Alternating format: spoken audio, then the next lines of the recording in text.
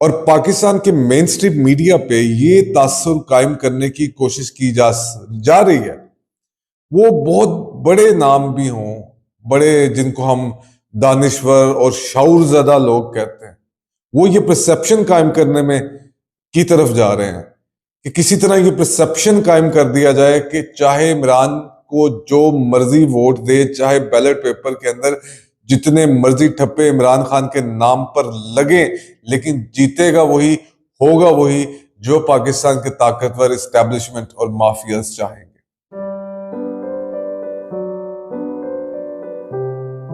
अस्सलाम वालेकुम, मैं हूं यासिर मलिक एडवोकेट और आप देख रहे हैं एस्केप फ्रॉम केज। पाकिस्तान की ये जो पॉलिटिकल सिचुएशन है, ये एक बड़े गंदे खेल में तब्दील। पाकिस्तान के जो माफियाज और ताकतवर हैं, उन्होंने एक शख्स के खिलाफ अपनी तमाम सफ़ें सीधी कर दी, और उस शख्स जिसका नाम इमरान खान है, उसके साथ है पाकिस्तान के अवाम।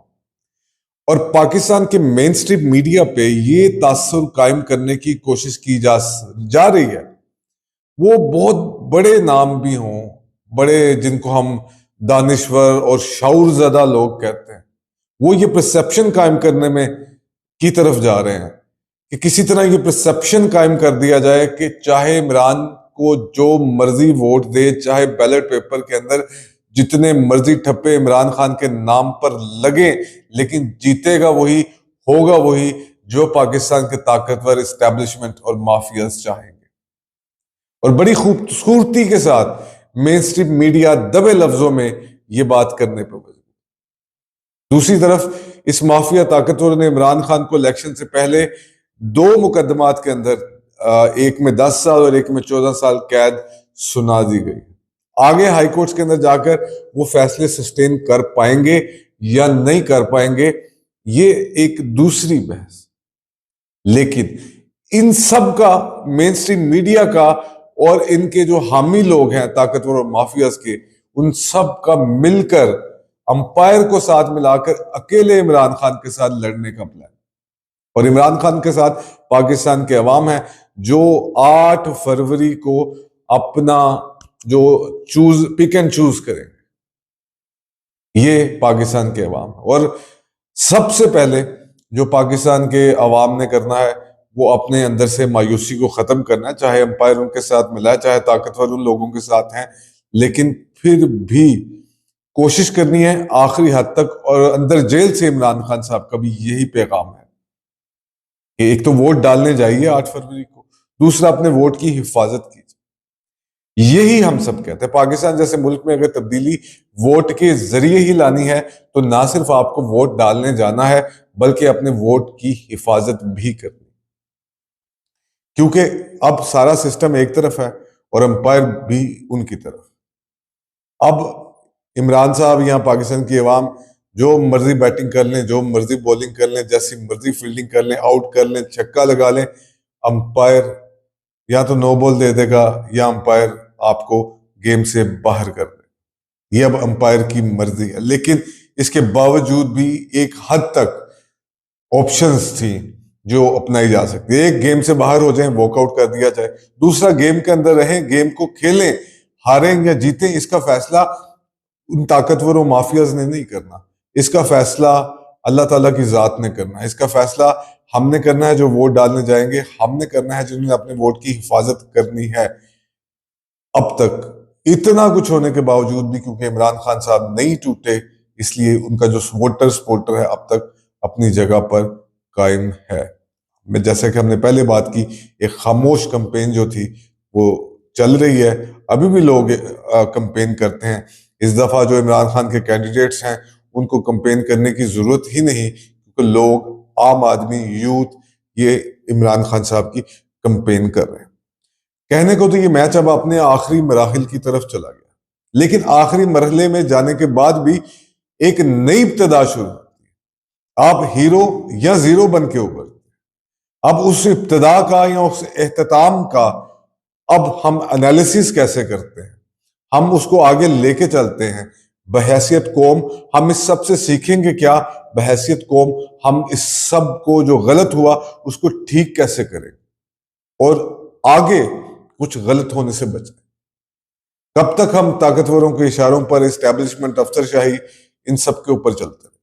अगर आप मैं आम आदमी हैं तो हमारा इस मुल्क के अंदर कोई पुरसाने हाल नहीं है, लेकिन यही चीज आपको अपने वोट की ताकत से समझानी पड़ेगी कि ये आप करने जा रहे हैं। खैर, अब अंपायर किसी के साथ हो या ना हो, आप सब मिलके इमरान खान का मुकाबला करें ना करें, इमरान खान के वोटर उसके साथ मौजूद हैं, लेकिन मैच वाले दिन ही पता लगेगा एक्चुअली होना क्या है और होगा क्या। हो सकता है ये जो इतने रिलैक्स सब बैठे हैं, जिनके मुंह बने हुए हैं, जिनके मामला किसी और तरफ जा रहे हैं, वो ही विड्रॉ करने पे मजबूर हो जाए। अवाम इतनी तादाद में निकले, इतनी तादाद में निकले कि इससे पहले कभी ना निकली हो। सो सब प्रिडिक्शंस हैं, सब बातें हैं। मेन स्ट्रीम मीडिया मायूसी फैलाने में लगा हुआ, सोशल मीडिया एक अजीबोगरीब खबरें देने में लगा हुआ। ठीक, इमरान खान, उनके सपोर्टर्स, उनके जो रहनुमा हैं, सब एक तरफ, और रियासती जबर तशद्दुद एक तरफ। लेकिन फिर भी मैच तो होगा, और इसके अंदर भी डाउट क्रिएट करने की कोशिश की जा रही है, लेकिन कितना किया जा सकता है ये भी एक देखने वाली बात। अब हमने लिखा 3 सियासतदान 3 कहानी। पाकिस्तान में जो अभी हाल में जिंदा लोग हैं, जो पॉलिटिशियंस हैं, हम जरा उनका तस्करा कर लें। मेन बड़े, एक आसिफ अली जरदारी साहब है, एक नवाज शरीफ साहब है, एक इमरान खान। आसिफ अली जरदारी को एक मौका मिलता है आफ्टर मोहतरमा बेनजीर भुट्टो की शहादत के बाद, जब उनको कत्ल कर दिया जाता है, तो किसी ना किसी तरह वो आपको एक शोहरा आफाक जुमला के democracy is the best revenge आपको याद हो। उसके बाद किसी ना किसी तरह सिंपथीज के वोट लेके एस्टेब्लिशमेंट को साथ मिलाकर किसी तरह जरदारी साहब ने एक गवर्नमेंट फॉर्म की वफाक के अंदर, जबकि पंजाब जो था पाकिस्तान मुस्लिम लीग नून के पास था। आसिफ अली जरदारी ने उससे क्या हासिल किया?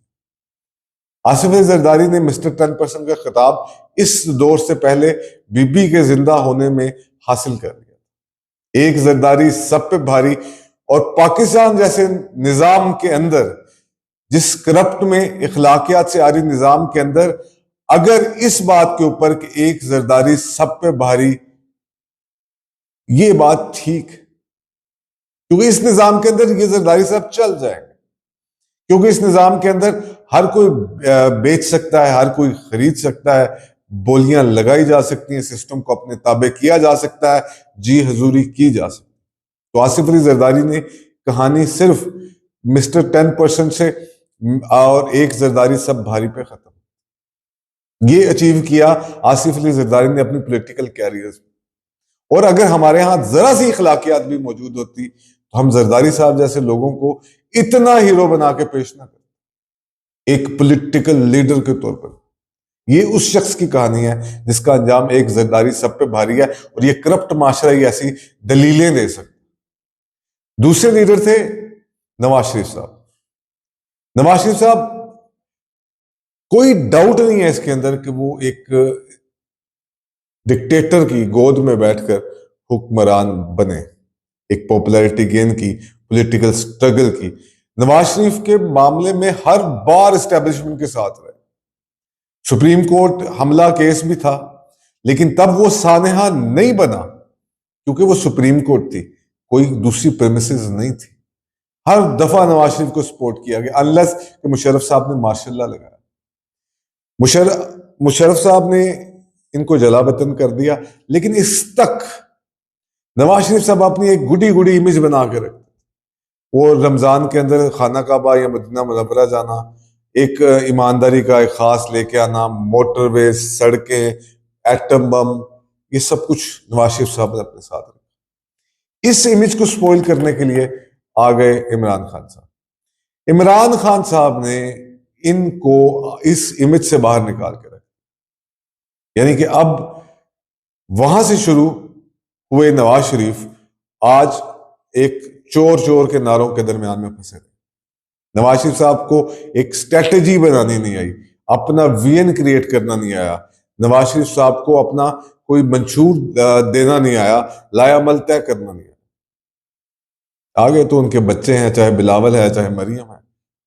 तो नवाज शरीफ साहब भी अपनी जब कारकर्दगी दिखाते हैं तो स्कूल कॉलेज इलाज इस सबको नहीं दिखा पाते, वो दिखाते हैं तो सिर्फ सड़क मोटरवे फलान ये वो, इससे ज्यादा कुछ नहीं। लेकिन दोनों पार्टियों की हुकूमत के दरमियान में किसी तरह का कोई कारोबार फ्लोरिश नहीं किया, एक बहुत ज्यादा विजनरी कोई चीज नहीं आई। इसमें कसूर इन दोनों का भी नहीं, पाकिस्तान के इस्टेब्लिशमेंट का भी है, ये रोल जो उन्होंने प्ले किया। तीसरे आते हैं इमरान खान। इमरान खान तब्दीली से शुरू हुआ, आज आजादी तक आ गया। इमरान खान ने एक विजन दिया, इमरान खान ने एक शऊर दिया।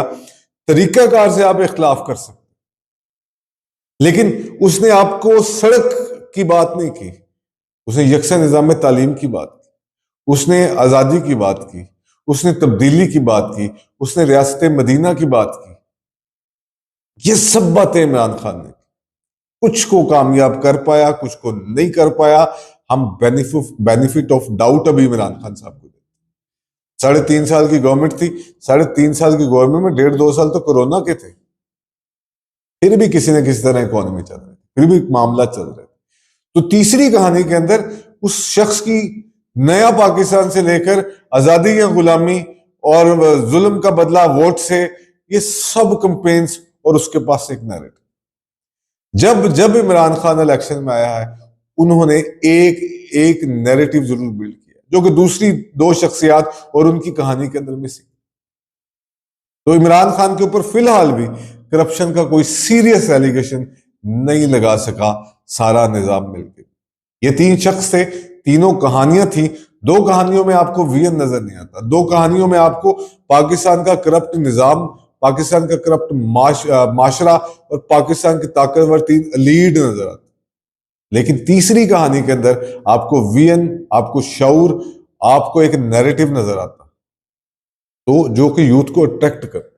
दैट्स वाई इन 3 कहानियों में से आखिरी कहानी इतनी पॉपुलर जा रही है। आज नहीं जीतेगा तो कल जीतेगा, आज नहीं आएगा तो बाहर कल आ जाएगा, बशर्ते जिंदगी, क्योंकि जिंदगी मौत अल्लाह ताला की। अल्लाह ताला इस मुल्क का भी हामी नासिर हो, इमरान खान का भी हामी नासिर हो, और हम सब का भी। इस मुल्क को तरक्की दे, हम इसको आगे बढ़ता हुआ देखें और हम मिलकर इसको आगे लेके जाए। इसके साथ ही मुझे इजाजत दीजिए। अल्लाह हाफिज।